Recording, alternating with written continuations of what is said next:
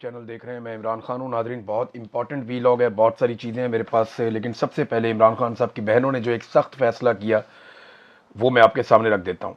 इमरान खान साहब की बहनों ने बिलाखिर वो फैसला किया जो बड़ा मुश्किल था। उन्होंने कहा जी कि अगले हफ्ते से हम अकेली आएंगी, किसी को यहाँ पे आने की ज़रूरत नहीं है। क्योंकि कई मरतबा उन्होंने कारकुनों को कहा और पाकिस्तान तहरीक इंसाफ की लीडरशिप को कहा कि 10,000 20,000 बंदा यहाँ पे पहुँचेगा तो दबाव बनेगा, लेकिन इतने बंदे पहुँचे नहीं, एक दफ़ा भी नहीं पहुँचे। हाँ, लोग पहुँचे ज़रूर, चंद हज़ार पहुँच जाते हैं, लेकिन बहुत बड़ी तादाद में नहीं आए। और फिर उंगली कटा के शहीदों में नाम लिखवा लेते हैं लोग। मिसाल के तौर पे वहाँ पे लोग आते हैं, फ़ोटो सेशन करते हैं, तस्वीरें इकट्ठी करते हैं। बेशुमार लोग हमें वीडियोस भेजते हैं, जनाब देखें जब हम गए हुए थे अडयाला जेल, और वहाँ बाहर एक पिकनिक बना के तस्वीरें बना के वापस आ जाते हैं। तो हर दफ़ा कोई नया ग्रुप चला जाता है, तो बारी बारी जाते हैं, अपनी तस्वीरें बनाते हैं और वहाँ से निकल आते हैं। लेकिन इससे इमरान खान साहब की रिहाई का कोई फ़ायदा नहीं हो रहा था। तो इमरान खान की बहनों ने कहा जी अब आप यहाँ पे आना छोड़ दें, हमें बहनों को किसी की ज़रूरत नहीं है, इन्होंने हमारी मुलाकात तो करवानी नहीं, तो हम यहाँ पे आ जाया करेंगे और आके हम यहाँ पे एहतजाज करेंगे, धरना देंगे, बैठ के हम चले जाएंगे। आप यहाँ पे ना आए, बल्कि आप इमरान खान साहब के अहकामात को फॉलो करें। जो इमरान खान ने कहा था हम उसको दोबारा ट्वीट करवाना शुरू करेंगे, यानी वही चीज़ें जो इमरान खान साहब के ट्विटर अकाउंट से पहले ट्वीट की जा चुकी हैं, जो अहकामात इमरान खान साहब ने दिए थे कि मेरी कैद तन्हाई की सूरत में क्या करना है और स्ट्रीट मूवमेंट कैसे चलानी है, किस तरह का एहतजाज करना है, ड्रोन हमलों के बारे में इमरान खान की क्या राय थी, खैबर पख्तूनख्वा में ऑपरेशन के बारे में इमरान खान की क्या राय थी, और अफगानिस्तान के हवाले से इमरान खान साहब क्या कहते थे, मौजूदा हुकूमत और उसकी लिजिटमेसी के बारे में इमरान खान की क्या राय थी। तो वो तमाम चीज़ें जिन्हें पाकिस्तान तहरीक इंसाफ की क़यादत भुला चुकी है, वो इमरान खान साहब की बहनों ने कहा कि इमरान खान साहब के ट्विटर अकाउंट से उन्हें अब बारी बारी दोबारा शेयर किया जाएगा और ये सिलसिला अब शुरू हो जाएगा। तो वो जो एक कुछ लोग आ जाते थे, वहाँ पे आके एक मेला सा लग जाता था अडयाला के बाहर, जिसका कोई फ़ायदा नहीं हुआ, कोई दबाव नहीं पड़ा, उसको उन्होंने ख़त्म करने का ऐलान कर दिया। और अब स्ट्रीट मूवमेंट की तरफ, क्योंकि सुहेल अफरीदी को कहा था स्ट्रीट मूवमेंट करें और जुनेद अकबर को कहा था कि आप कमेटियों को छोड़ें और जाकर तंजीम साजी करें। तो अब तक की इतला के मुताबिक ना तो तंजीम साजी मुकम्मल हुई है और ना ही स्ट्रीट मूवमेंट के लिए कोई फोर्स बनाई गई है। यानी खैबर पख्तूनख्वा की जो पाकिस्तान तहरीक इंसाफ है, उन्होंने जो ऐलान किया वो मैं हैरान हो गया उसको पढ़ के। यानी उन्होंने ऐलान किया पाकिस्तान तहरीक इंसाफ ने कि हमने जो स्ट्रीट मूवमेंट के लिए या जो इमरान खान साहब की रिहाई के लिए एक फोर्स हम बना रहे थे, उसके लिए हमने 60,000 कारकुनान ने अभी तक रजिस्ट्रेशन करवाई है। इनको ये 60,000 का फिगर बोलते हुए शर्म भी नहीं आई। 60,000 बेशक बहुत बड़ी तादाद है, लेकिन पाकिस्तान तहरीक इंसाफ के लिए नहीं है। यानी 60,000 का फिगर अगर देती MQM तो अच्छी बात थी, 60,000 का फिगर अगर देती कोई और छोटी सी पॉलिटिकल पार्टी तो वो भी अच्छी बात थी। अगर जमात इस्लामी भी होती तो वो अब तक 2-3 लाख का फिगर दे चुकी होती। इसमें कभी संजीदगी दिखाई नहीं गई। एक एक MPA ने 60-60 हज़ार वोट लिया हुआ है, एक एक MNA ने 1-1 लाख से जायद वोट लिया हुआ है। जिस सूबे में इतने बड़े पैमाने पर वोट पड़े कि बगैर मखसूस नशस्तों के 2/3 अक्सरियत पाकिस्तान तहरीक इंसाफ के पास आ गई, उस सूबे में 60,000 नौजवानों का क्लेम करना ये बहुत शर्मिंदगी वाली बात है। देखिए, इसमें मैंने आपको पहले कई मरतबा कहा कि इमरान खान साहब की रिहाई के लिए जो भी एक तंजीम बनाई गई है या फोर्स बनाई गई है, उसके लिए कोशिश की नहीं गई। कोशिश ये होती है जो इमरान खान ने कहा था कि स्ट्रीट मूवमेंट चलाएं, हर गली में, हर मोहल्ले में, हर चौराहे में। 60,000 इन्होंने बंदा रजिस्टर्ड किया है, 60,000 तो मकामात होने चाहिए थे जहां पर रजिस्ट्रेशन हो रही है, और अब तक तो 10-15 लाख नौजवान कम से कम साथ होना चाहिए था इस तंजीम के। लेकिन इस पर तवज्जो दी नहीं। 1-2 दफा इसके बारे में बात की, फिर दोबारा बात करना बंद कर दी पाकिस्तान तहरीक इंसाफ ने, इस पर बोले ही नहीं। क्योंकि तहरीक इंसाफ या खैबर पख्तूनख्वा की हुकूमत की तवज्जो इमरान खान की रिहाई से ज्यादा इन चीजों की तरफ थी जिन चीजों पर मीडिया निशानदेही कर रहा है। बहरहाल पाकिस्तान तहरीक इंसाफ ने कहा जी हमने ऐसा कुछ नहीं किया। तहरीक इंसाफ ने अपनी सफाई पेश की है, और सफाई पेश करते हुए वो ये कहते हैं कि हमने ऐसा कुछ नहीं किया, हम आइन और कानून के तहत सारा कुछ कर रहे हैं, और जो भी हमारे इस्तेहकाक या हमने जो फ़ायदे लिए हैं या खैबर पख्तूनख्वा की असम्बली ने, ये सारी चीज़ें पुरानी हैं, ज़्यादातर चीज़ें पुरानी हैं, बिल्कुल थोड़ी सी चीज़ें नई हैं। और साथ उन्होंने ये भी कहा कि 99% चीज़ें पुरानी हैं, हमने तो सिर्फ कुछ चीज़ों को तब्दील किया है। ब्लू पासपोर्ट के हवाले से भी तासुर गलत है कि कोई नई सहूलत फराम की गई है, ये बाकी सूबों को ये सहूलत हासिल है, तो हम चाहते हैं कि उसको सेनेटर्स और कौमी असम्बली के अरकान की तरह कर दिया जाए। और ये हर दौर में कहा जाता रहा है, हर दौर में बार बार ऐसी करारदातें आती रही हैं, तो ये पहली मरतबा नहीं आई। असला लाइसेंस के बारे में भी उन्होंने सफाई पेश की।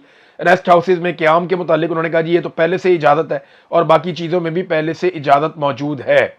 तो हमने कुछ भी नया नहीं किया। खैबर पख्तूनख्वा असेंबली शफाफियत, आईनी बालादस्ती और अवामी मफाद के उसूलों के तहत अपनी आईनी जिम्मेदारियां अदा करती रहेगी। लेकिन नहीं, जो मौक़िफ़ दिया ना 3 सहाफ़ियों ने, मुझे उसमें बड़ी जान नजर आई। अहमद वड़ाइश साहब, उन्होंने इसको बहुत अच्छा रिपोर्ट किया। मोहम्मद फ़हीम साहब, बड़ा शानदार रिपोर्ट किया। और किस्मत खान ने बहुत अच्छे सवालात उठाए।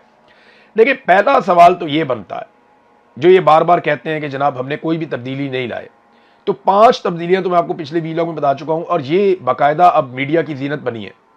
नंबर 1, वो कहते हैं जी कि जो बीवियां हैं अरकान असेंबली के, उन्हें जो है वो ताहयात असेंबली कार्ड मिलेगा, जैसे आईडी कार्ड होता है, और उसकी बड़ी इज्जत की जाएगी।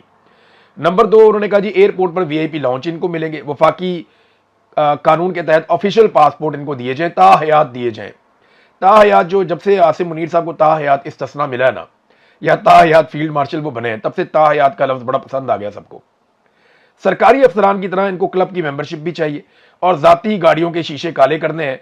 साथ ही साथ ये जो 4 लाइसेंस इनको असले के मिलते थे, उनको 8 लाइसेंस करार दिया गया। उसमें खैबर पख्तूनख्वा की हुकूमत कहती है जनाब वो हमारी मजबूरी थी, क्योंकि सिक्योरिटी के मामला बड़े संजीदा हैं। लेकिन जो अहम सवाल आते हैं ना, वो फिर अपनी जगह पे मौजूद है।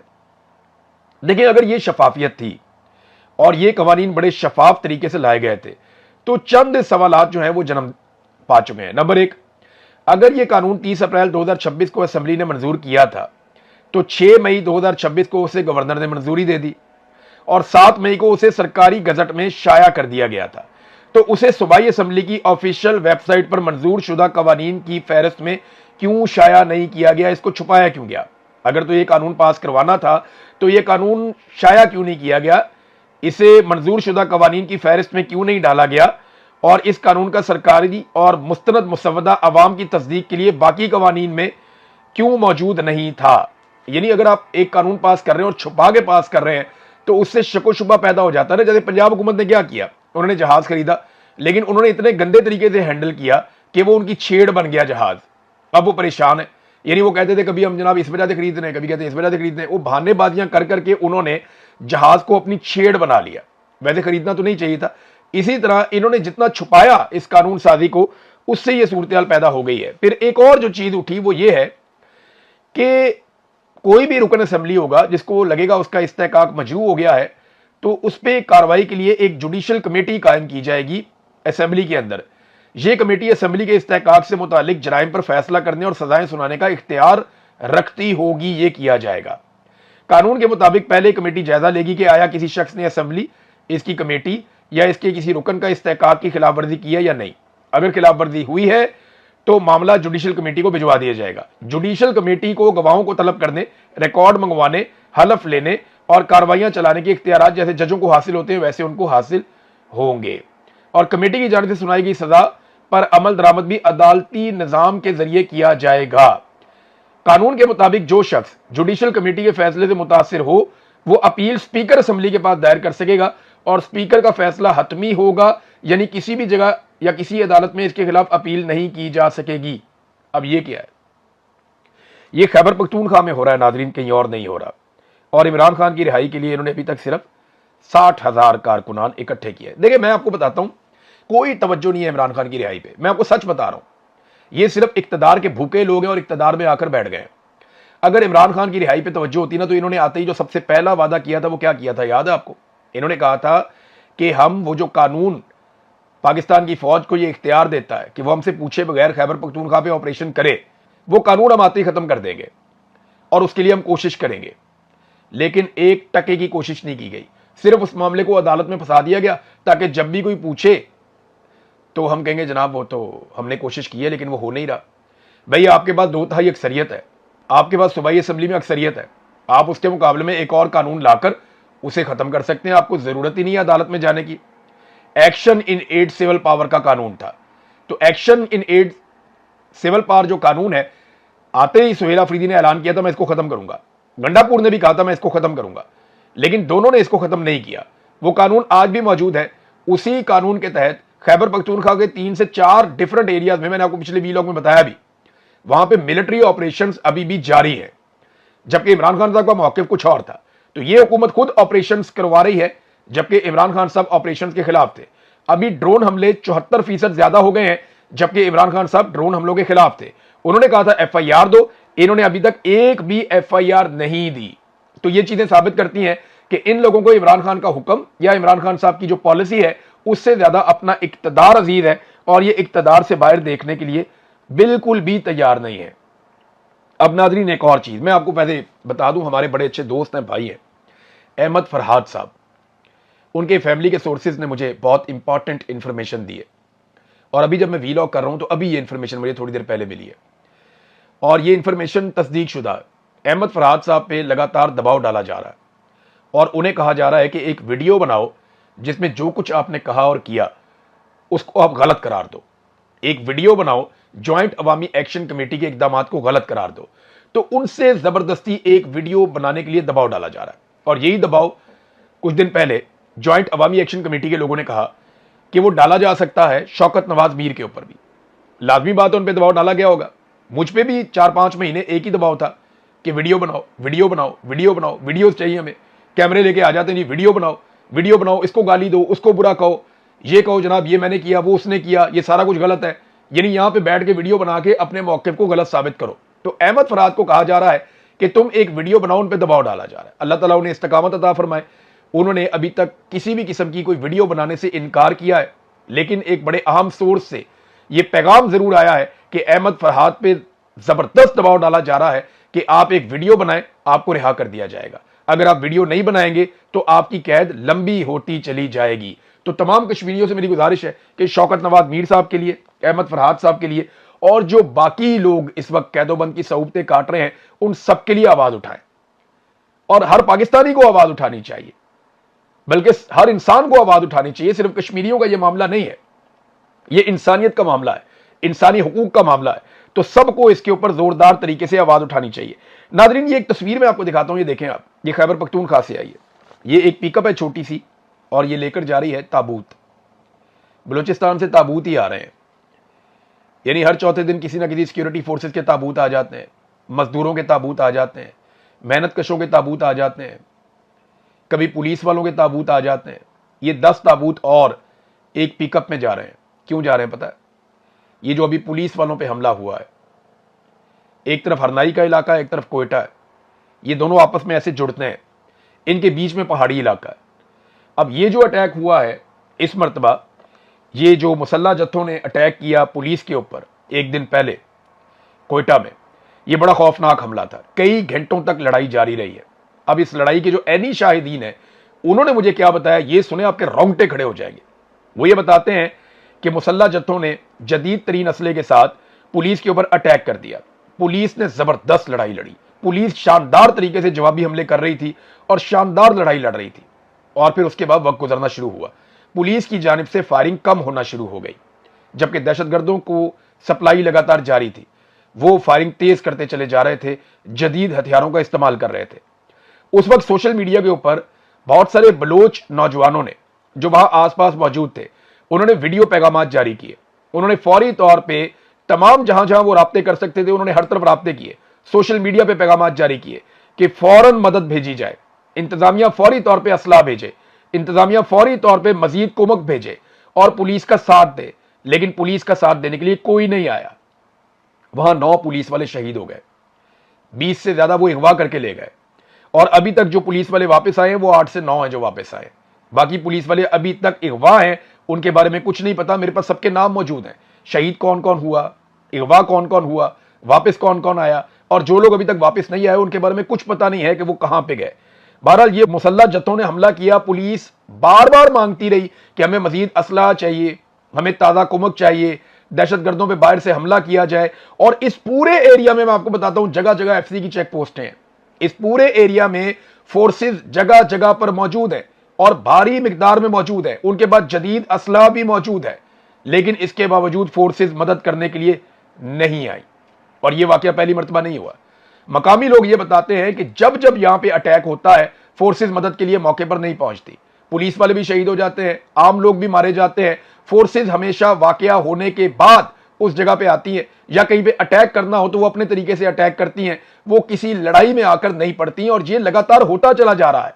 मेरे एक बहुत करीबी दोस्त हैं, उन्होंने मुझे बताया कि एक ग्रुप बना हुआ था जिसमें इंटेलिजेंस एजेंसियों के लोग भी थे, मिलिट्री के लोग भी थे, पुलिस के लोग भी थे, मकामी लोगों को भी डाला हुआ था। सियासी लोगों को भी डाला हुआ था। तो एक बहुत बड़ा अटैक हुआ और उसमें मैंने फौरी तौर पे ग्रुप में लिखा कि जनाब फौरन मदद भेजी जाए, यहां पे लड़ाई इस वक्त जारी है और फोर्सेस पहुंच जाएंगी तो दहशतगर्दों को घेर लिया जाएगा। तो उसमें एक ऑफिसर ने फोन किया, कहते हैं डायरेक्ट मुझे, और उन्होंने कहा तुम्हें क्या मुसीबत पड़ी हुई है, तुम तो चुप करके बैठो। ये नादरीन इस वक्त की सूरत हाल है और ये मुझे मेरे दोस्त ने खुद वाकया सुनाया गुज़िश्ता रात, और इस वाकये ने तो रोंगटे खड़े कर दिए लोगों के। लोग सोच रहे हैं कि ये दहशतगर्दों को रोकने के लिए सिक्योरिटी फोर्सेस क्यों नहीं आती, पुलिस वालों को भेड़ बकरियों की तरह वहां मरने के लिए छोड़ दिया। वो बेचारे इतने सारे पुलिस वाले वहां पे शहीद हो गए, अब उनका नमाज जनाजा पढ़ के 2 आंसू बहा दिए जाएंगे और उसके बाद अल्लाह अल्लाह खैर सल्ला, फिर वजीर आला पहुंच जाएंगे इस्लामाबाद में। उन्होंने कोयटा में या बलूचिस्तान में तो कहीं ट्रैवल करना नहीं है। तो नाजरीन एक और चीज बहुत अजीब मैं आपको बताता हूं, ये जो हरनाई और कोयटा है, इसके बीच के जो पहाड़ी इलाके हैं, ये निस्बतन कोयटा कैंट के करीब है। इनके बीच में मुझे कई सोर्सेज ने यह बात बताई है कि मुसल्ला जत्थे बहुत बड़ी तादाद में मौजूद हैं और यहां पे नकलो हरकत लगातार देखी जाती है। अब इतने सारे मुसल्ला जत्थे यहां पे मौजूद हैं, इनको सप्लाई कैसे आती है, इनको राशन की सप्लाई कैसे आती है, इनको एमुनिशन कैसे आता है, इनको हथियार कैसे पहुंचते हैं, ये यहां से निकलकर अटैक करते हैं मुख्तलिफ इलाकों में कैसे करते हैं, इनको रोका क्यों नहीं जा रहा, यह बहुत बड़ा सवाल है। और एक और चीज मैं आपको बताता हूं, मुस्तकबिल में आपको यह चीज सबूतों के साथ सामने आना शुरू हो जाएगी कि इस वक्त पाकिस्तान की एस्टेब्लिशमेंट ने जराइम पेशा अफराद और कुछ मुसल्ला जत्थों को इकट्ठा किया है कौम परस्तों के खिलाफ। यानी अब लड़वाने की एक कोशिश की जा रही, एक तरफ के क्रिमिनल्स को उठाया जा रहा है, जराइम पेशा अफराद को इकट्ठा किया जा रहा है, उन्हें माफी दी जा रही है, उनको मुसल्ला किया जा रहा है और मुसल्ला किया जा रहा है कौम परस्तों के खिलाफ। ये एक नई लड़ाई को जन्म देने जा रहे हैं, सिर्फ इसलिए कि एक दुश्मन को मारने के लिए दूसरे दुश्मन को तगड़ा करो, कल ये तगड़ा हो जाएगा, ये भी आपके गले पड़ जाएगा।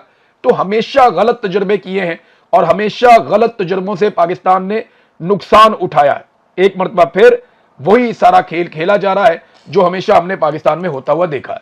अब नाजरीन एक और खबर है, आसिम मुनीर साहब की लगातार ब्रांडिंग की जा रही है। अभी एक ट्रेंड चलाया गया कि उम्मत मुस्लिमा के लीडर के तौर पे, और इसमें कुछ साबिक जर्नैल, कुछ बहुत सारे रिटायर फौजी ऑफिसर, उनको शामिल किया गया है। अभी क्योंकि एस्टेब्लिशमेंट ने भी अपनी अच्छी खासी प्रेजेंस बना ली है पेड सोशल मीडिया अकाउंट्स की, और बहुत सारे बेचारे लोग जिनको सोशल मीडिया की अलिफ बे का भी नहीं पता, उन्हें भी अकाउंट बनाकर दे दिए गए और उनकी सिर्फ ड्यूटी है कि रीट्वीट कर दिया करो, या जुमले उनको दे दिए जाते हैं कि बस ये लिखकर ट्वीट करते चले जाओ, या कई लोग बेचारे उनको गालम गलोच की ड्यूटी लगाई गई है। तो वो अब एस्टेब्लिशमेंट के करने का ये काम नहीं था, लेकिन ये घटिया काम भी इसके अंदर भी वो पड़ गए, क्योंकि एक सियासी जमात की तरह वो डील करते हैं ना, तो वो आ गए नादरीन, इस मामले के अंदर भी कूद गए। और अब जनाब ट्रेंड चलाया जा रहा है, आसिम मुनीर साहब की ब्रांडिंग की जा रही है उम्मत मुस्लिमा के लीडर के तौर पे। हालांकि वो कौन है, एक सरकारी मुलाजिम, वो एक दिन रिटायर हो जाएंगे और फिर पाकिस्तानियों को उम्मत मुस्लिमा का एक नया लीडर मिल जाएगा। ताहिर अशरफी साहब जो है ना, इन जैसे लोगों को आसिम मुनीर साहब की रिटायरमेंट के बाद आलम इस्लाम का एक नया रहबर मिल जाएगा। और ये हमेशा होता रहा है, पहले जनरल बाजुआ के जूते पॉलिश करते थे, अब आसिम मुनीर के जूते पॉलिश करते हैं, और इनके बाद जो आएगा उसके जूते पॉलिश करेंगे। ये चलता चला आ रहा है। देखिए लीडर कौन होता है, रहबर कौन होता है, जिसने सस्टेन करना होता है। मुलाजिम कभी भी लीडर नहीं होता, वो तो मुलाजिम होता है बेचारा, नौकरी पेशा, उसको तो तनख्वाह मिलती है हर महीने काम करने के लिए, वो अपने बच्चों को खाना खिलाता है तनख्वाह लेने के बाद, वो अपनी फैमिली के अखराजात पूरे करता है, बच्चों को तालीम दिलवाता है, वो अपना घर बनाता है, वो अपनी जिंदगी की गाड़ी चलाता है तनख्वाह लेकर। तो सरकारी मुलाजिम कभी भी ऐसा लीडर नहीं होता कि वो कौमों की नुमाइंदगी करे किसी जगह पे जाके, वो लीडर ही होते हैं और वो इन चीजों से बाहर होते हैं, उनको इस्तिस्ना होता है इन चीजों से। सरकारी मुलाजिम को नहीं होता, उसने रिटायर होना है एक दिन। जब सरकारी मुलाजिम रिटायर होता है तो उसकी जगह दूसरा आ जाता है उस कुर्सी के ऊपर, उसके बाद वो रहबर बन जाता है, वो लीडर बन जाता है, वो रहनुमा बन जाता है पाकिस्तान जैसे मुल्कों में। तो ये बड़े लंबे अरसे से इसी तरह का खेल चला जा रहा है। अब देखें ना, जिस चीज में हाथ डाला उस चीज को खराब कर दिया। पीआईए तो बेच दी थी, अब पाकिस्तान के 3 बड़े एयरपोर्ट्स बेचने की भी तैयारी हो रही है। ये देखें आप कौन कौन से एयरपोर्ट हैं, लाहौर का, कराची का और इस्लामाबाद का। 3 ही बड़े एयरपोर्ट हैं पाकिस्तान के जो इंटरनेशनल एयरपोर्ट्स हैं, बड़े बड़े। तीनों एयरपोर्ट्स को बेचने की तैयारी है और निजकारी प्रोग्राम के अंदर इनको शामिल कर दिया गया। एयरपोर्ट भी बेच दो, मोटरवेज भी बेच दो, कोई चीज रह ना जाए इस मुल्क में, पाकिस्तानियों का कोई एसेट ना रह जाए। कर्जा इन्होंने इतना चढ़ाया, इतना चढ़ाया, इतना कर्जा पाकिस्तानियों ने 75 साल में नहीं लिया जितना इन्होंने 4 सालों के अंदर ले लिया। उससे ज्यादा कर्जा ये अब ले चुके हैं और हर दिन ये लगभग 20 अरब रुपया पाकिस्तान के ऊपर मजीद कर्जा चढ़ा देते हैं। हर गुजरते सेकंड के साथ पाकिस्तान पे कर्जा चढ़ता चला जा रहा है, चढ़ता चला जा रहा है। आम आदमी पाकिस्तान का मकरूज होता चला जा रहा है और इन्हें किसी बात की फिक्र नहीं है। पाकिस्तान ने जितना सूद अदा करना होता है ना एक साल के अंदर, वही पाकिस्तान नहीं उतार सकता, तो पाकिस्तान कर्जा कैसे उतारेगा। बहरहाल ये सारा कुछ पाकिस्तान की मिलिट्री एस्टेब्लिशमेंट के अजीबो गरीब फैसलों के नतीजे में हो रहा है और हम इन फैसलों को तब तक भुगतेंगे जब तक इन फैसलों के खिलाफ हम खड़े नहीं होंगे।